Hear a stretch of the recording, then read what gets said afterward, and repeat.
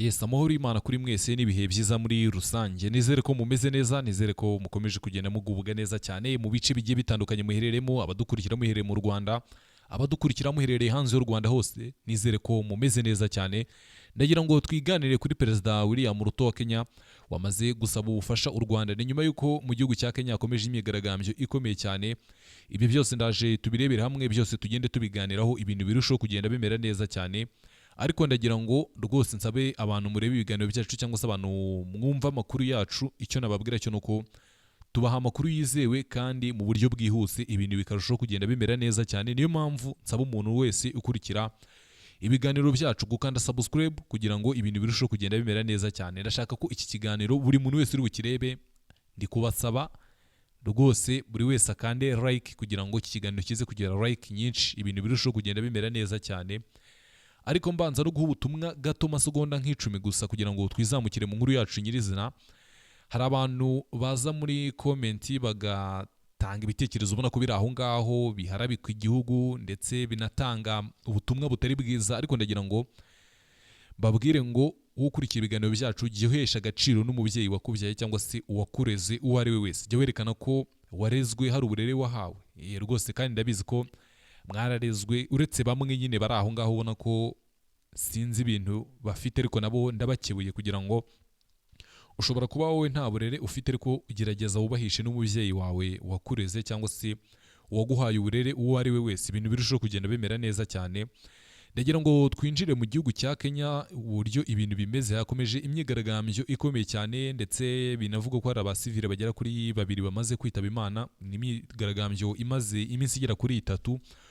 Uyu munsi ni uwa gatatu. Imyigaragambyo iri guterwa n'iki? Imyigaragambyo ni imyigaragambyo ifite ihuriye n'izamuka ry'ibiciro ndetse n'ubuzima buhenze mu mujyi wa Nairobi by'umwihariko no mu gihugu cya Kenya muri rusange, ariko by'umwihariko mu murwa mukuru Nairobi hakomeje kubera ibintu bikomeye cyane. Ku mugoroba nabonye bamwe mu bigaragambya bagiye kuri ambasade ya Leta Zunze Ubumwe za Amerika, ndetse nabonye Leta Zunze Ubumwe za Amerika zamaze gutangaza ko ambasade yazo muri Kenya yamaze kuba ifunze imiryango nyuma y'imyigaragambyo ikomeye cyane y'abaturage. Ibi bintu uburyo bimeze cyangwa se intandaro yabyo ni ibijyanye na peteroli ndetse na esanse yazamutse cyane, ndetse abaturage bagategekwa kugenda n'amaguru hamwe mu bice bimwe na bimwe bigiye bitandukanye, bakagenda n'amaguru by'umwihariko imodoka zitwara abagenzi. Izi modoka za rusange ziranahagarara rwose, barazigabanya ku kigero cya 85% nk'uko bigaragara.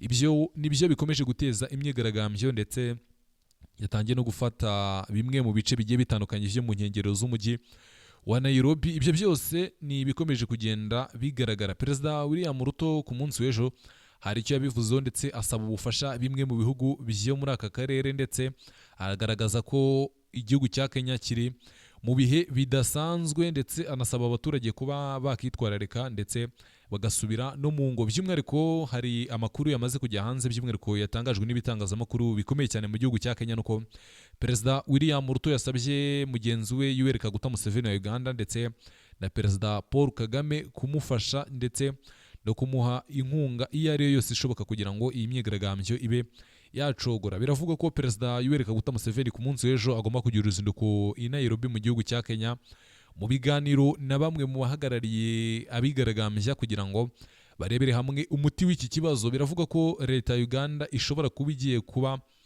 yaguriza leta ya Kenya imwe mu bikoresho birimo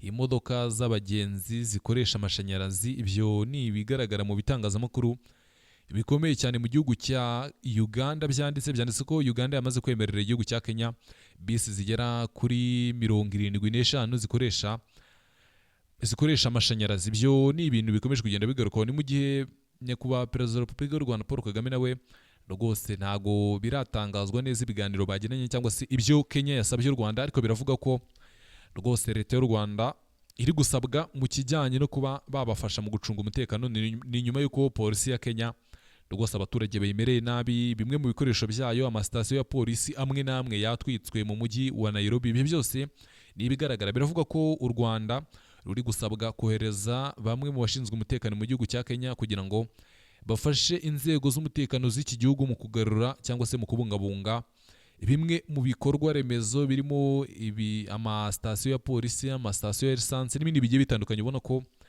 abigaragambya bakomeje kwibasira. Ibyo byose no kugenda tubihanga amaso tukareba uburyo bimeze, ariko rwose mw'abantu mwe ibiciro bimeze nabi, ibiciro biri kuzamuka. Kandi mutekereze ko Leta Zunze Ubumwe za Amerika zatangaje ko zibaye zishyizemo agahenge. Murabizi ko intambara ya Amerika na Iran ndetse na Israel muri iyi minsi hasaga nkaho harimo agahenge n'ibitero bisa nkaho byagabanyutse rwose mu makuru ahari. Ariko indi nkuru imaze gutungura abantu mu kanya gato cyane nuko Leta Zunze Ubumwe za Amerika na Israel byamaze guteguza abantu ko bigiye kongera gutangiza intambara Iran mu buryo bushya, binajyana no kuba n'ubundi ibiciro bigomba kwita byongera bikazamuka mu maguru mashya. Rwose akagunguru ka esansi kagomba kwikuba inshuro nyinshi zitabarika. Ayo ni amakuru agaragara ndetse bikomeje no kuba byahangayikisha isi muri rusange. Byanatangiye nk'ubu muri Kenya, iyo myigaragambyo n'ubundi ifite ihuriye n'izamuka ry'ibiciro bya esansi, ndetse na leta ya Kenya nayo igafata izindi ngamba zisa nkaho zibuza abaturage kugenda ndetse no gukoresha zimwe mu modoka za rusange, amabisi, izi modoka zitwara abantu. Muri Kenya itegeko ryari ryashyizweho nuko imodoka zigomba kugenda ari imodoka zitwara abagenzi ariko batarenze 4. Ayo ni amakuru ahari, ndetse hakanakoreshwa imodoka zikoreshwa amashanyarazi, akaba arizo zikoreshwa mu ngendo. Ibyo byose ni bimwe mu bitakiriwe neza n'abaturage, ndetse bazindukira no mu myigaragambyo imaze iminsi 3 bavuga ko rwose biteguye kuba bakora buri kimwe cyose, ariko ibiciro bikaba byasubizwa hasi, ndetse bikaba byanarangira n'ubundi izi modoka zindi zabaye ziri miswe zongera kuba zagaruka mu muhanda. Ibyo byose ni ukugenda tubihanga amaso tukareba uburyo bimeze. Ariko rwose mw'abantu mwe, Perezida William Ruto ni umwe mu bantu batorohewe cyane, ndetse no kuri manda ye bimwe mu bintu byamugoye ni ukumanaginga abanyakenya. Biragoye abanyakenya, iyo haramutse hari umwanzuro ufashwe ntuze kuba wakumvikana cyangwa se abaturage ntibawakire neza, n'ubundi nta kindi kintu bakora uretse imyigaragambyo, ndetse inakomeye cyane kuko hari ibikorwa remezo byinshi nabonye byangiritse. Harimo inzu za leta zigera muri 42 zamaze gutwikwa n'ibindi bigiye bitandukanye. Urumva ko ni ibintu bikomeye, kandi uburyo bigaragambya by'umwihariko nk'ibi bintu bidafite uruhande bavuga ngo ni ishyaka runaka riri kwigaragambya cyangwa se ni abantu bari muri iri shyaka, ni abantu bose muri rusange, ubwoko bwose mu gihugu cya Kenya, buri muntu wese, abaturage basanzwe, abasivile. Rwose imyigaragambyo ari gukora iteye ubwoba. Ubwo nkibaza ngo nyuma y'uko ibiciro bigomba kuba byakongera kuzamuka, kuko urebye uburyo ibintu bimeze ukareba situwasiyo uburyo byitwaye, ubona ko n'ubundi ibiciro bidateze kuba byamanuka, kuko dushingiye ku makuru hari nuko Leta Zunze Ubumwe za Amerika zigiye kongera kugaba ibitero kuri Iran, ndetse ibyo binasobanuye ko n'ubundi ibiciro bigiye kongera kuba byazamuka mu maguru mashya. Ibyo byose ni ibintu bigaragara. Ariko icyo nababwira cyangwa se icyo nababwira abantu baherereye mu gihugu cya Kenya n'ahandi hagiye hatandukanye ni ukwiyakira abanyafurika by'umwihariko, kuko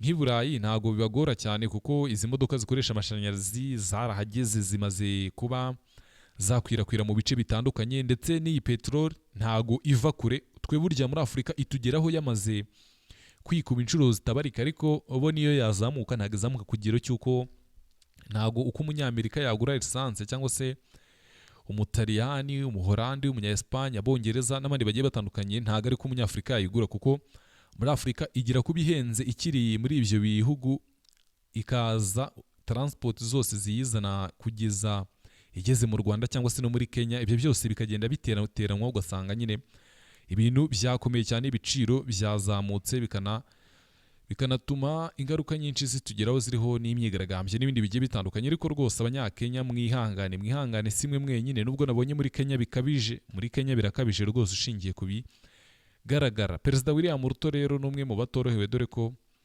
rwose isaha n'isaha abasivile bari kuvuga bati turamutse tubonye imodoka yiciyeho, rwose kimwe mu bintu yabazwa ni ukuba yarayobeje abanyakenya abereka ko leta ya Kenya yamaze kuba yakihaza ku biciro bya lisansi ndetse na peteroli, ndetse ngo nta n'impungenge cyangwa ikibazo bagomba kugira mu gihe ibiciro byazamuka. Ariko bikimara kuzamuka rwose leta ya Kenya itangira gufata ingamba n'imyanzuro ikomeye cyane. Ibyo byose nibyo biri gutuma abaturage bigaragambya ngo Perezida William Ruto yababwiye ko leta ya Kenya yamaze kwihaza ndetse ngo ifite lisansi na peteroli ishobora gukoresha mu gihe kirekire, mu gihe intambara Iran ndetse ya Iran na Leta Zunze Ubumwe za Amerika ikomeje rwose ngo leta ya Kenya ifite lisansi na peteroli yo kuba yakafaringa ibibazo byose bihari. Ariko iyo ugiye kureba ukabona rwose nyuma y'igihe gito cyane atangaje amagambo asa nkaho yivuguruje ndetse no mu myanzuro myinshi yagiye ifatwa. Ibyo byose ni ukugenda tubihanga amaso tukareba uburyo bimeze, tukareba n'uburyo bigomba kugenda birangira. Ariko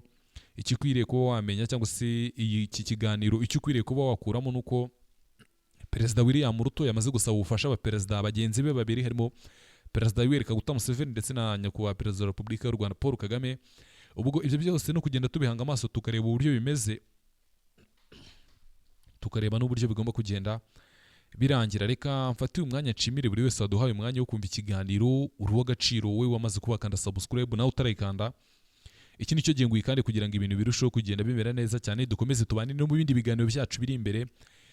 Rwose nongera kwibutsa abantu mukurikira ibiganiro byacu gukanda subscribe kugira ngo n'ibindi biganiro byacu bishya bibagereho, andi makuru mashya asohotse, ibintu birusheho kugenda bimera neza cyane. Twiyemeje kubagezaho amakuru yizewe, amakuru azira ibihuha, amakuru agaragara mu bitangazamakuru. Nk'iyi nkuru yo gusaba ubufasha u Rwanda ni inkuru ikomeje kugarukwa cyane mu bitangazamakuru bikomeye cyane mu gihugu cya Kenya, ni inkuru nabonye mu gihugu cya Uganda. Ibyo byose ni ibintu bifite ibimenyetso, ntabwo tuzana inkuru ziri aho ngaho zisanzwe, inkuru zo gushyushya, inkuru zo kuryoshya. Oya, tuzabazanira amakuru ya nyayo ahari kandi ibintu birushaho kugenda bimera neza cyane. Nongera kwibutsa ba bantu bagaragaza uburere buke, rwose mugerageze mwerekane ko mwarezwe, munahesha agaciro ababareze, amashuri wize, uburere wahawe, abarimu bakwigishije. Rwose kuza ukabatesha agaciro, ugatukana muri komanteri cyangwa se ukavuga nabi ubuyobozi n'ibindi bigiye bitandukanye, rwose aho ngaho ubutesheje agaciro igihugu cyawe, ubutesheje agaciro uburezi mu gihugu, ubutesheje agaciro ababyeyi bose. Ibyo byose ni ibintu bidakwiriye kandi ndabizi ko mutabikora, muri abantu bakuru. Ndabakunda cyane, reka dusubire mu kanya.